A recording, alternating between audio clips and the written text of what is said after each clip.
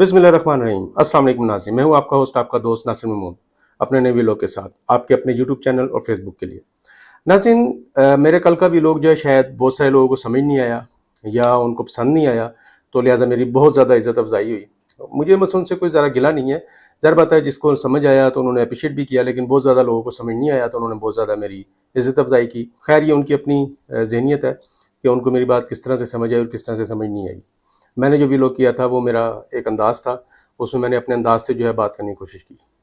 तो चलते हैं आज की खबरों की तरफ। नाज़रीन, इस वक्त जो है बहुत बड़े बड़ों के जो है वो सींग फंसे हुए हैं, और इन सींग फंसे हुई लड़ाई को देखने के लिए आपने बिल्कुल नहीं खड़े होना, आपने किसी का साथ नहीं देना, आपने बिल्कुल परेशान नहीं होना, आपने बिल्कुल अपने बच्चों की रोटी रोज़ी के लिए परेशान होना है। एक वक्त की जो रोटी रोज़ी आप कमा रहे हैं बड़ी मुश्किल से, आपने परेशान होना है महंगे पेट्रोल के लिए, आपने परेशान होना है बिजली के बिलों के लिए, आपने परेशान होना है अपने बच्चों की फीसों के लिए, आपने परेशान होना है इलाज मुआवजे के लिए। आपने मुल्की मामलात के ऊपर बिल्कुल परेशान नहीं होना, क्योंकि ये तो आपका मामला ही नहीं है। तो लिहाजा आपने इन बातों की तरफ बिल्कुल ध्यान नहीं देना। ये सींग किसके फंसे हुए हैं, क्यों फंसे हुए हैं, किस वजह से फंसे हुए हैं, ये आपका काम ही नहीं है। आप अपनी रोजी रोटी कमाएं, अपना कमाएं खाएं और सुकून मारे बल्कि ऐश करें। मेरा आपको जो इतला देने का मतलब ये है कि ये जो सींग फंसे हुए हैं इनका सिर्फ एक ही मकसद है कि इलेक्शन कराने हैं कि इलेक्शन नहीं कराने हैं। और मज़ेदारी की बात है कि आइन जो है इलेक्शन की तारीख देने का दो अफराद को मौका देता है, एक तो सदर मुमलकत और दूसरे हैं चीफ इलेक्शन कमीशन। अब इन दोनों के पास जो है वो तारीख देने का इख्तियार है। मज़ेदारी की बात यह है कि ना तो ये आइन के हिसाब से इलेक्शन के दिनों में जो कि 90 दिन हैं अब बनते हैं, ज़ाहिर बात है क्योंकि 2 दिन पहले असम्बली टूटी हैं, तो 2 दिन पहले जो असम्बली टूटी है उसमें वो सिर्फ 90 दिन से आगे नहीं जा सकते। आइन इनको ये पाबंद करता है कि आपने 90 दिन से आगे की डेट नहीं देनी, चाहे वो सदर मुमलकत हो चाहे वो चीफ इलेक्शन कमीशन हो। लेकिन मसला ये है कि ये 90 दिन जो है ये इनके लिए भारी पड़ते जा रहे हैं। असल में मैं आपको बता चुका हूँ अपने पिछले बहुत सारे व्लॉग्स में कि मुझे नहीं लगता कि पाकिस्तान में 10 से 15 साल जो है इलेक्शन होंगे, लेकिन उसके बाद ये बात शुरू होगी कि जी 1 से 3 साल इलेक्शन नहीं होंगे। लेकिन अब फिर लेकिन आ गया। लेकिन का मतलब ये है कि अब आवाम की जो है वो बर्दाश्त से बाहर हो चुका हुआ है। अभी जिस तरह मैं कह रहा था कि आवाम ने बिल्कुल नहीं परेशान होना, बिल्कुल नहीं सड़कों पे आना, बिल्कुल नहीं सिर्फ अपनी रोटी रोजी को देखें, लेकिन सच में आवाम सड़कों पर आ चुकी हुई है। मैंने बहुत दिन पहले कहा था कि दुनिया याद रखेगी इसको बिजली तहरीक के हिसाब से। अब जो है आवाम सड़कों पे आ चुकी है, जिसका दबाव बहुत ज़्यादा बढ़ता जा रहा है। हालात वाक़ई कंट्रोल में नहीं हो रहे। मज़ेदारी की बात है, जिन लोगों को ये लोग हुकूमत में लेकर आए थे, अब वही लोग जो है वो इन पर उंगलियां उठा रहे हैं और आवाम के साथ महंगाई में एहतजाज करने का इंदिया दे रहे हैं।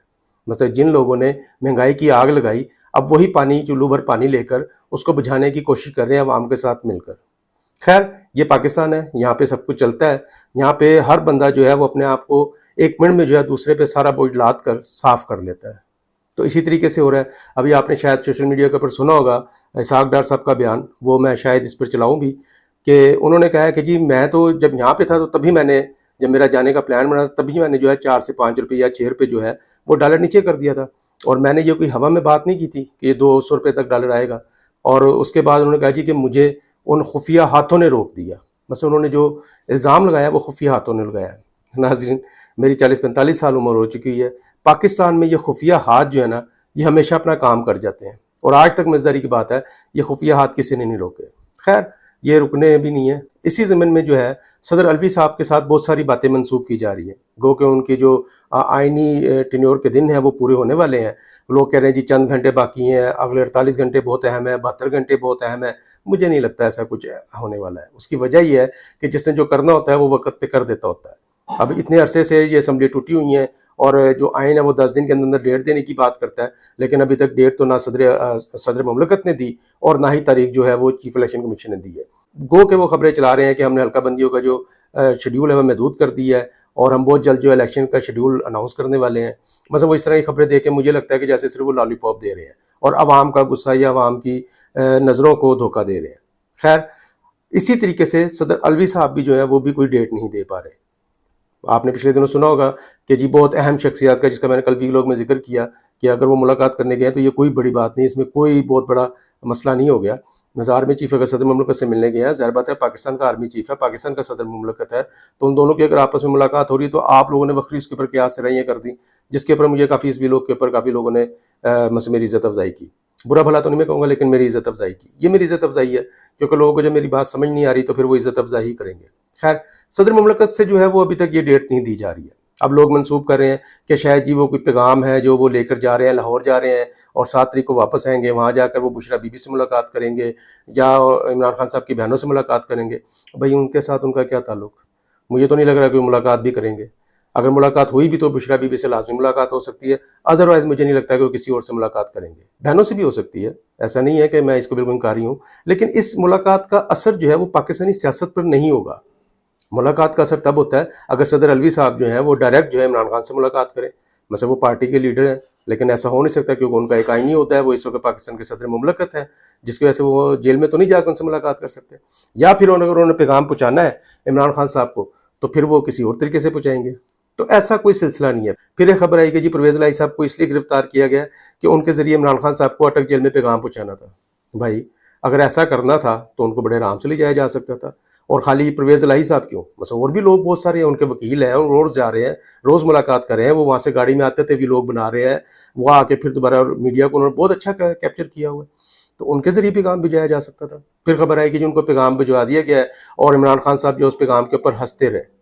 مجھے نہیں سمجھ آ رہی کہ یہ کس طرح کی کیا ساریاں ہو رہی ہیں۔ الیکشن کرانا، جیسے کہ میں نے کل کے ویلاگ میں کہا، یہ الیکشن کمیشن کا کام ہے۔ اس میں عمران خان، اس میں صدر علوی صاحب، اس میں چیف آف آرمی اسٹاف، ان کا کچھ لینا دینا نہیں ہے۔ جس دن یہ بات آپ لوگوں کو سمجھ آ جائے گی اس دن آپ صحیح طرف چل پڑیں گے۔ پاکستان میں نے جس نے کل بھی کہا کہ ہر ادارے کا ایک آئینی اختیار، آئینی دائرہ ہے، اور وہ اسی میں رہ کر کام کرتا ہے۔ آپ پتہ نہیں کیوں چیزوں کو ادھر سے ادھر کر دیتے ہیں، ہر چیز کو آپ اسٹیبلشمنٹ سے جوڑ دیتے ہیں، جی آرمی چیف یہ کروانا چاہ رہے ہیں، آرمی چیف وہ کروانا چاہ رہے ہیں۔ ایسا نہیں ہوتا پاکستان میں۔ پاکستان بہت سدھر گیا ہے، پاکستان بڑی تیزی سے آگے کی طرف جا رہا ہے۔ آپ لوگ اس کو ریئلٹی کی بیس کے پر دیکھیں پلیز۔ دیکھیں نا، ابھی پاکستان میں الیکشن نہیں ہو سکتے تھے، جب آپ کو یاد ہوگا 14 مئی پہ کس طرح سے الیکشن کمیشن نے کہا کہ جی ہمارے پاس پیسے نہیں ہیں، انہوں نے صاف آ کے بتایا۔ تو اس میں آرمی چیف کا کیا کام؟ پاکستان کے پاس پیسے نہیں تھے، اس میں آرمی چیف نے تو پیسے نہیں دینے تھے نا، وزیر خزانہ نے پیسے دینے تھے، وزیر خزانہ نے منع کر دیا جی ہمارے پاس پیسے نہیں ہیں، گو کہ وہ 20 ارب روپیہ بہت کم تھا، اور اس کے بعد انہوں نے اس کے اگلے ہی ہفتے جو ہے وہ 200-250 ارب روپیہ جو ہے وہ اپنے منسٹرز میں بانٹا۔ بھائی 20 ارب روپیہ نہیں تھا، 200-250 ارب روپیہ تھا۔ تو اس لیے جو الیکشن کمیشن کہے گا وہی مانا جائے گا۔ تو آپ ایسی ادھر ادھر کی باتیں نہ کیا کریں پلیز، آپ کی بڑی مہربانی۔ آپ ہر بات میں جو اسٹیبلشمنٹ کو اور آرمی چیف کو رگیت دیتے ہیں، یہ زیادتی والی بات ہے۔ اب الیکشن کی ڈیٹ دینا جو ہے وہ آرمی چیف کا کام تو نہیں ہے نا، صدر کا کام ہے، صدر دیں ڈیٹ۔ الیکشن کمیشن کا کام ہے دیں ڈیٹ، نہیں دے رہے دونوں، تو اس میں آرمی چیف کہاں سے آ گیا؟ عجیب باتیں کرتے ہو یار۔ اب اسحاق ڈار صاحب نے جو کہا کہ مجھے جی خفیہ ہاتھوں نے روکا ہوا تھا، وہ بھائی وہ خفیہ ہاتھ کون سے ہیں؟ آپ کو اگر پتہ ہے کہ خفیہ ہاتھ ہیں تو آپ ان کا نام لیں، آپ بھی خفیہ کہہ کے اور چپ کر کے پتلی گلی سے نکل جاتے ہیں۔ اس کے اوپر جو ہے مریم نواز صاحبہ کا بھی ایک بیان آیا کہ ہم جو ہے خوشحالی کی ہوا سے جو ہے مہنگائی کے آنسو صاف کریں گے، جس پر میں دیکھ رہا تھا کہ حسن اسحاق صاحب نے جو ہے بڑی لاپا دی۔ انہوں نے تو بہت کہا کہ جی یہ گھٹیا فلم کا گھٹیا ڈائلاگ ہے۔ خیر میں تو ایسے الفاظ نہیں کہہ سکتا۔ مریم بی بی نے جو یہ بات کی ہے بڑی شاعرانہ بات ہے، اور شاعروں کی بات کی گہرائی کو آپ لوگ نہیں سمجھتے۔ میں پھر کہتا ہوں آپ عوام جو ہے نا بالکل بیوقوف ہے، آپ لوگ بات ہی نہیں سمجھتے۔ مریم بی بی نے کہا ہم خوشحالی کی ہوا سے آپ کی مہنگائی کے آنسو پہنچیں گے۔ آپ کو پتہ ہے 16 مہینوں نے کتنی کوشش کی ہے، وہ تو ہوا نہیں چلی، جس کی وجہ سے نہیں تو آپ کے تو یہ سارے آنسو صاف ہو جانے تھے، خشک ہو جانے تھے۔ اب مزداری کی بات ہے کہ آپ اتنا رو لیے ہوئے ہیں کہ ایٹومیٹلی آپ کے جو آنسو ہیں وہ ختم ہو چکے ہیں اور خشک ہو چکے ہوئے ہیں، لہٰذا آپ مزید رونے کی کوشش مت کیجیے گا، اور آپ جو ہے نا تھوڑا سا صبر کیجیے۔ انشاءاللہ مریم نواز صاحبہ نے جو کہا ہے وہ ہو کر رہے گا۔ ناظرین، پیپلز پارٹی کے اوپر بھی سنا ہے کہ بڑے سختی کے دن آ چکے ہوئے ہیں، ان کے بھی کچھ 60 سے زیادہ لوگ جو ہیں وہ اسٹاپ لسٹ میں ڈال دیے گئے ہیں، اور سنا ہے کہ جی زرداری صاحب کو جو ہے ملک سے جانے کا کہہ دیا گیا ہے، اور سننے میں یہ بھی آیا، ذرائع سے خبریں یہ بھی ہیں کہ شاید وہ ملک چھوڑ کے جا چکے ہیں۔ بھائی زرداری صاحب جو تھے رجیم چینج آپریشن کے کنگ تھے، آپ کو یاد ہوگا انہوں نے ایک تقریر میں کہا تھا کہ وہ ہم سے کہتے ہیں کہ کوئی راستہ نکالو، تو پھر ہم نے کہا کہ پہلے اس کو اتارو، اور پھر جب انہوں نے اتروا دیا تو پھر زرداری صاحب نے جو ثابت کیا، جو انہوں نے کرنا تھا انہوں نے کیا۔ سندھ ہاؤس میں آپ کو پتہ ہے کس طریقے سے مبینہ طور پر جو ہے وہ سیلنگ پرچیزنگ ہوئی۔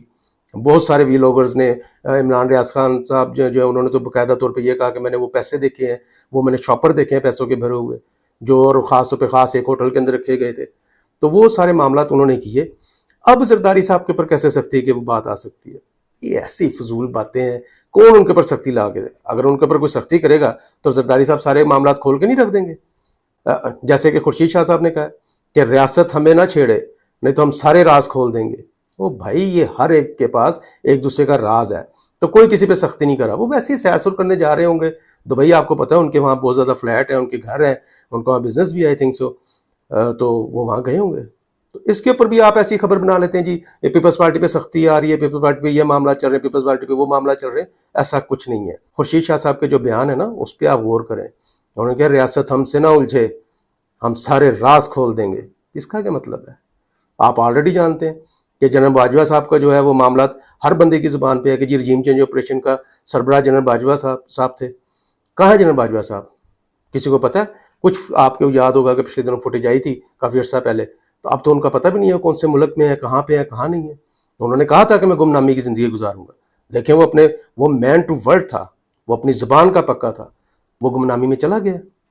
ایسے ہی یار آپ پریشان ہوتے رہتے ہیں, ہر بندے کے اوپر آپ شک کرتے رہتے ہیں. اب کہا جا رہا ہے کہ جی عمران خان صاحب سے جو ہے وہ مذاکرات کی بات چل رہی ہے.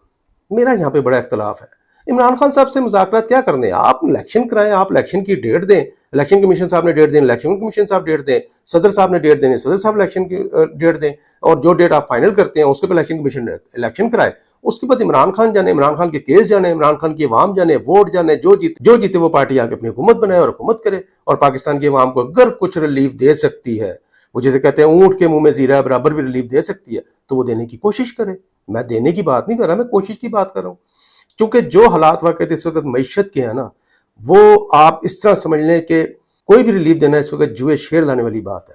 اس کی وجہ یہ ہے کہ اسحاق ڈار صاحب نے یاد ہوگا کہ جب عمران خان صاحب کی حکومت آ رہی تھی 2018 میں, اس وقت بھی اس طرح کی مائنز بچھائی تھی جسے معیشت کی مائنز بچھاتے ہیں, معیشت کی مائنز کہیں گے, کہ عمران خان صاحب کو انہوں نے کہا تھا, بلکہ کسی نے کہا تھا, آئی تھنک سو کہ خاقان عباسی صاحب نے کہا تھا کہ ہم یہ جو ہم مائنز بچھا کے جا رہے ہیں 3 سال تک تو عمران خان صاحب کی کمری سیدھی نہیں ہوگی. لیکن انسان کی نیت ہوتی ہے, انسان جو ہوتا ہے وہ اپنا ایک فیصلہ کرتا ہے, پھر اللہ کی ذات پاک ایک فیصلہ کرتی ہے, اور اللہ تعالیٰ انسان کی نیت دیکھتا ہے. میرا خیال ہے کہ شاید عمران خان صاحب کی نیت صاف ہوگی, جس کی وجہ سے انہوں نے فوری طور پہ پاکستان کی معیشت 1 سال میں ہی سنبھال لی تھی. وہ 3 سال کی بات کر رہے تھے. اس کے بعد کیا ہوا کہ کرونا آ گیا. کرونا میں ہی پاکستان کی معیشت جو ہے بہترین چلی. بس غریب بندوں کو جو ہے 12 14 ہزار روپے ملتا رہا.